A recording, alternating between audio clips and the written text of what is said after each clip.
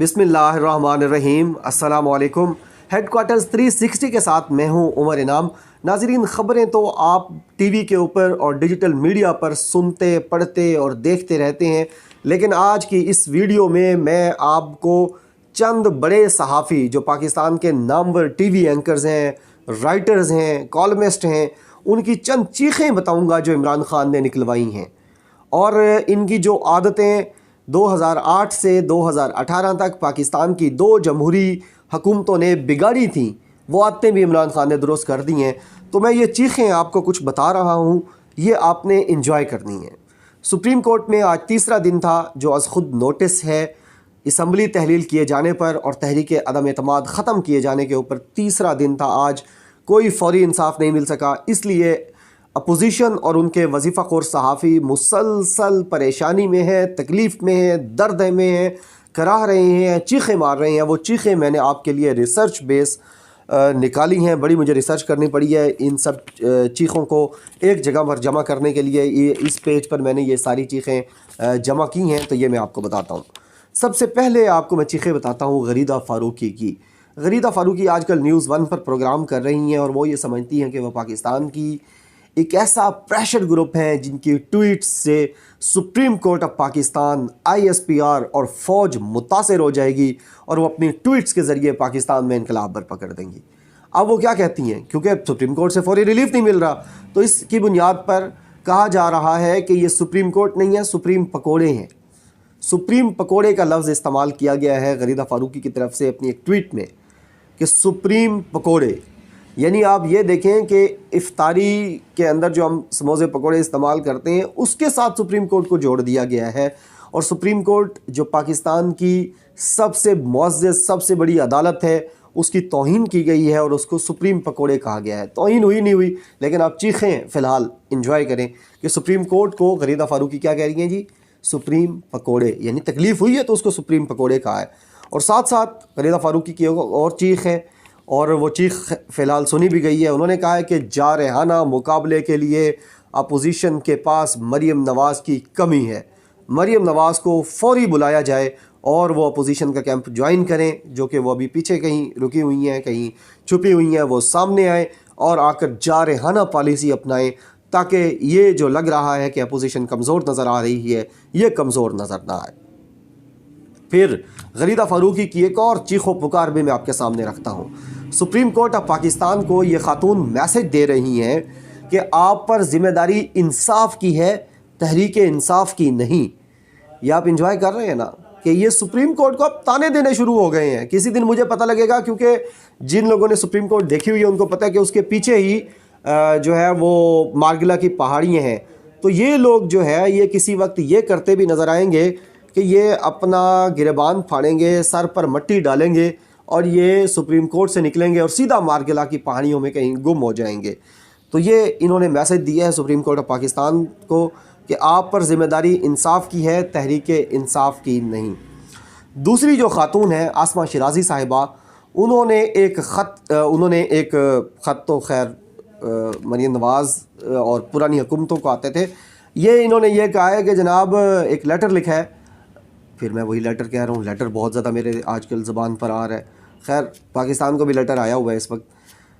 एक कॉलम लिखा है इन्होंने BBC में और उसमें ये कहती हैं कि गुज़िश्ता हुकूमतों में ज़रा सी बात पर कमान सीधी कर लेने वाले इदारों की अब क्या मजबूरियाँ हैं कि वो खामोश हैं। फिर ये कहती हैं आसमा शिराजी साहिबा, इंजॉय करें आप। आसमा शिराजी साहिबा ये कहती हैं कि 196 अरकान कौमी असम्बली को गद्दार डिक्लेयर कर दिया गया है।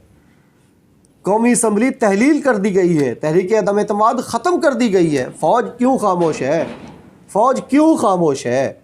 फ़ौज क्यों नहीं बोलती? जनरल बाजवा क्यों नहीं बोलते? बाबर इफ्तिखार साहब क्यों खामोश हैं?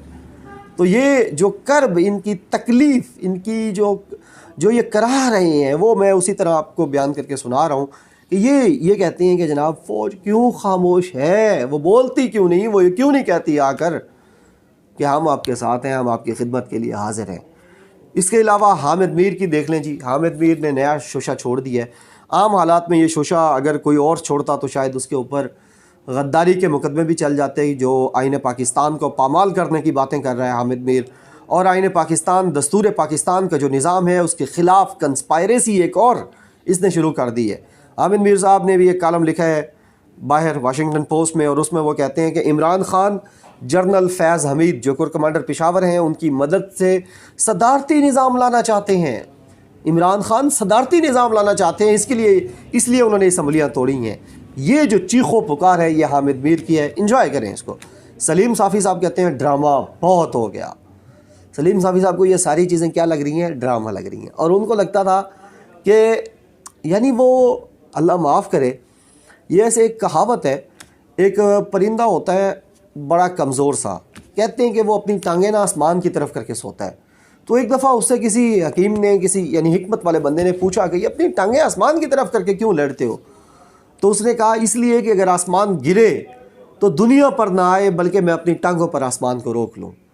یہ وہ سلیم صافی اور یہ سارے جرنلسٹ، یہ وہ تھے جو یہ سمجھتے تھے کہ عمران خان کی حکومت یہ گرا دیں گے، اور ان کی ٹویٹس، ان کے پروگرامز عمران خان کو تاس ناس کر دیں گے، اس کی سیاست، اس کی پولیٹیکل پارٹی، وہ اس کی زندگی یہ ختم کر دیں گے۔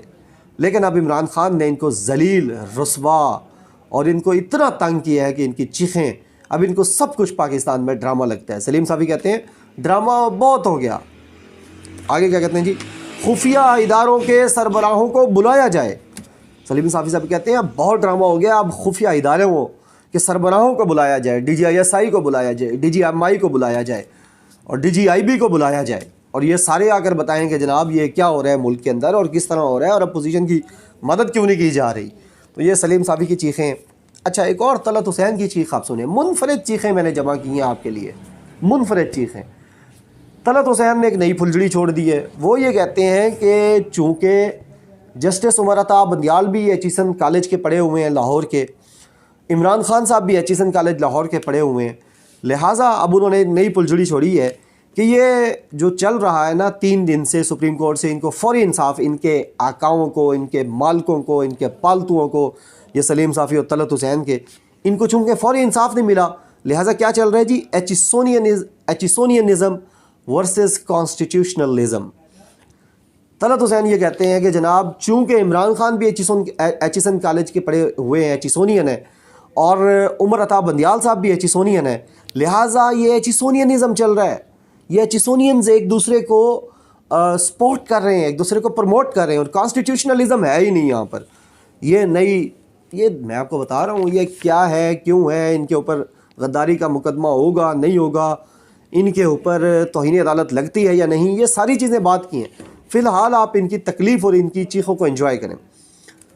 ثنا بچا صاحبہ کہتی ہیں کہ کپتان آئین پاکستان کا قبرستان، یعنی آرٹیکل 5 کا استعمال جو وزیر اعظم عمران خان صاحب کے شعر ڈپٹی اسپیکر قاسم سوری نے کیا ہے، اسد کیسر نے کیا ہے، اور پھر آرٹیکل کے ہی تحت قوانین پاکستان، آئین پاکستان کے تحت ہی اسمبلی ڈیزالو کی گئی ہے، اس کو ثنا بچا صاحبہ کیا کہہ رہی ہیں کہ آئین پاکستان کا قبرستان بنا دیا عمران خان نے۔ تو یہ چیخیں بھی آپ نے انجوائے کرنی ہیں۔ کامران یوسف ہیں، ایکسپریس پہ پروگرام کرتے ہیں، ہمارا اچھا تعلق ہے ان کے ساتھ، لیکن وہ بھی تھوڑے پریشان ہیں۔ وہ یہ کہتے ہیں کہ سپریم کورٹ کے لیے یہ ایک معمولی کیس لگ رہا ہے، پہلے دن انصاف کر دینا چاہیے تھا، ابھی تک انصاف کیوں نہیں ہو سکا۔ اور آخر میں افتخار احمد جیو پر پروگرام کرتے تھے، یہ کہتے ہیں کہ سپریم کورٹ نے بھٹو کو پھانسی دی، اب لگتا ہے کہ سپریم کورٹ آئین کو ہی پھانسی دینے لگی ہے کیونکہ 3 دن ہو گئے انصاف نہیں ملا۔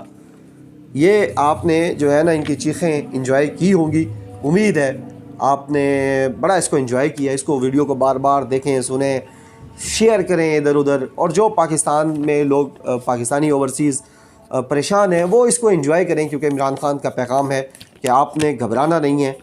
بہت سارے مزید پلانز بھی تیار ہیں، بہت سارے منصوبے خان صاحب کے پاس ہیں، کچھ ملاقاتیں ہماری بھی ہو رہی ہیں، تو ان ملاقاتوں کی بنیاد پر بھی میں آپ کو کہہ رہا ہوں کہ پیغام یہ ہے کہ آپ نے گھبرانا نہیں ہے، صرف ان چیخوں کو جو میں نے آپ کو بتائی ہے اس کو انجوائے کرنا ہے۔